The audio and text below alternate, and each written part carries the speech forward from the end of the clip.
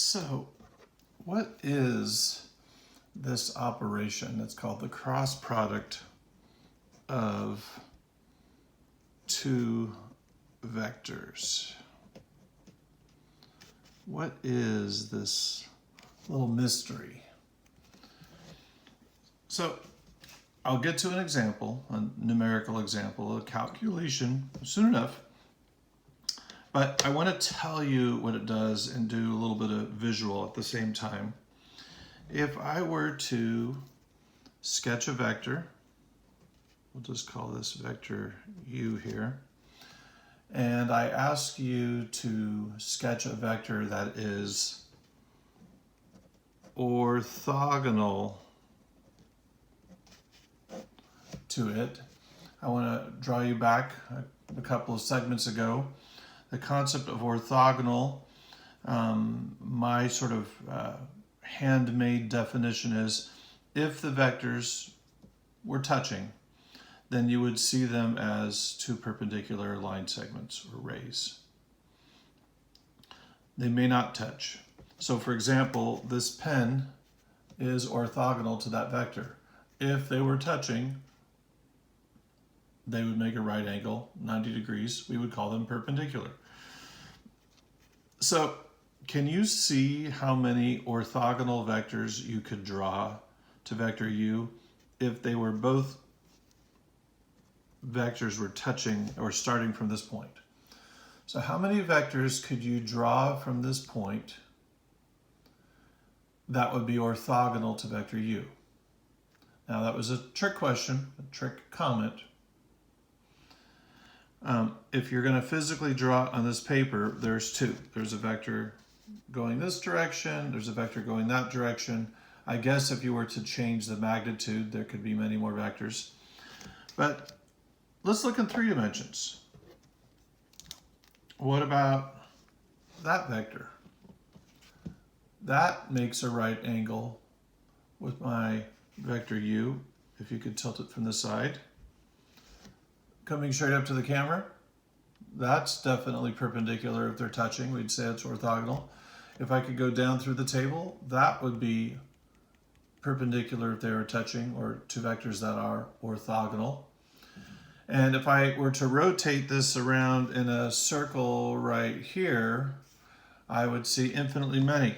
So maybe you can't see it easily on the camera, but let's just do this.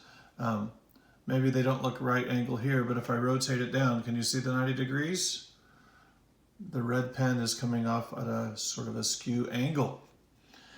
So turns out that this cross product of two vectors will find a vector,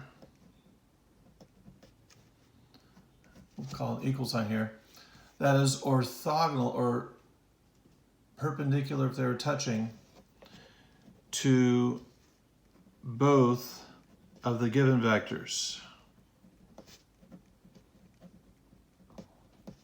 So if I were to sketch a vector v, on paper it's not possible to draw something perpendicular to both of these. But if I were to go perpendicular to my paper, this red vector would be orthogonal to both. This cross product is a 3-dimensional concept. The goal is to find this vector, and when we're measuring forces in physics, that straight or perpendicular distance often is the magnitude of that vector plays a significant role, and the cross product allows you to find that sort of perpendicular force. So that's a visual. It will find a vector that is orthogonal to the two given vectors, but drawing it is not something we're going to practice, but we're going to calculate or build it. So finally, let me provide you with an example. Dun, dun, dun. First example. So let's do the cross product calculation of the two vectors, 2, -3, and 5, and 1, 4, and 1. And we learned in the last segment that we would set it up with the IJK components. 2, -3, 5, 1, 4, 1 is our the first vector and the second vector must be in this order. And the technique or formula used has you find smaller 2x2 matrices that are associated with I, J, and K. So the I component, you cross off the column and the row, and you have a little nice 2x2 matrix there. -3, 5, 1, 4. And I'm going to go ahead and skip to this calculation. -3 times 4 is 12. 1 times 5 is 5. -12, excuse me, minus 5 is -17. -17. Can you see my mistake? Thank goodness it'll be recorded for all history. This should have been 4 and 1. Otherwise, I would have probably had to reshoot my whole video. I'm going to choose not to, as a reminder that I am human and I make mistakes. And so, look, I'm all stressed now. I can't do it. No problem. Practice enough so that you don't feel that kind of pressure on yourself. Let's do this calculation again. -3 times 1, that's -3. 5 times 4, that's 20. -3 minus 20, -23i. To go with J, cross off the column, cross off the row. We get 2 and 5 and 1 and 1. 2 and 5 and 1 and 1. 2 and 5 and 1 and 1. That's 2 minus 5 is -3, but it's minus the -3 times J. So that'll be +3 when we're done with that. K component. Cross off the column. Well, maybe. Cross off the row. 2, -3, 1 and 4. 2, -3, 1 and 4. I love minus signs. 2 times 4 is 8. 1 times -3 is -3. 8 minus a -3 is 11.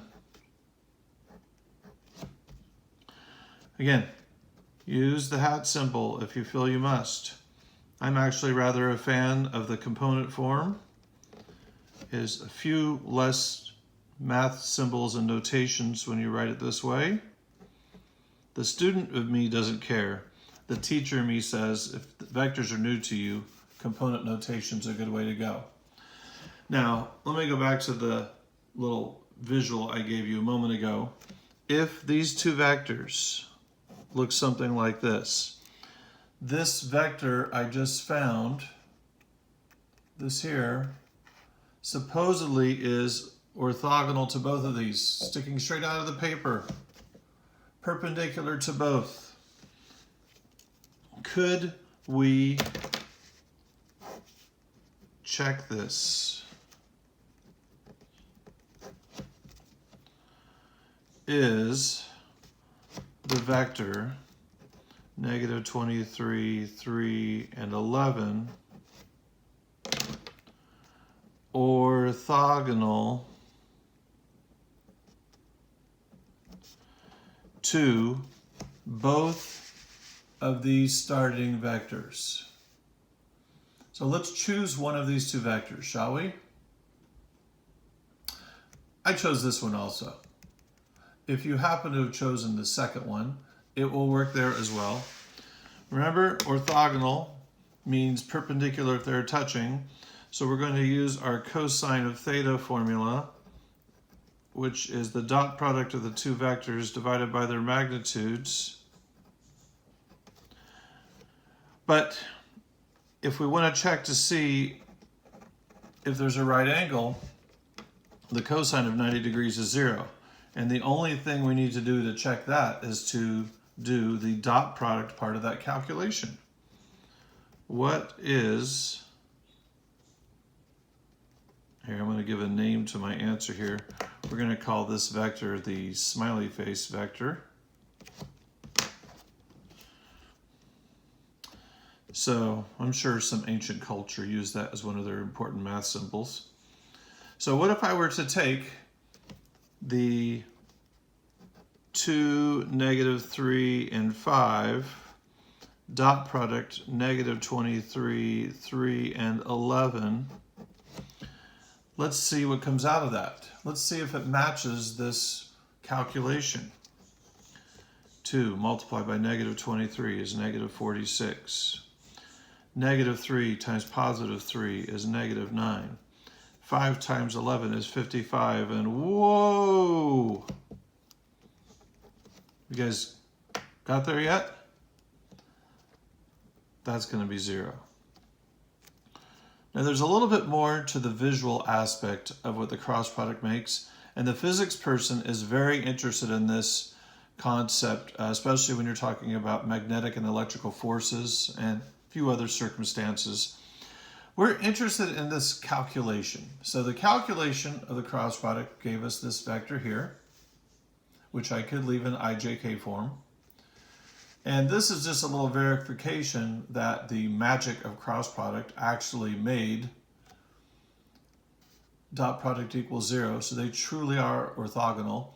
If you test this vector against the vector 1, 4, and 1, you will get the same. Pretty strange? Stick around for more.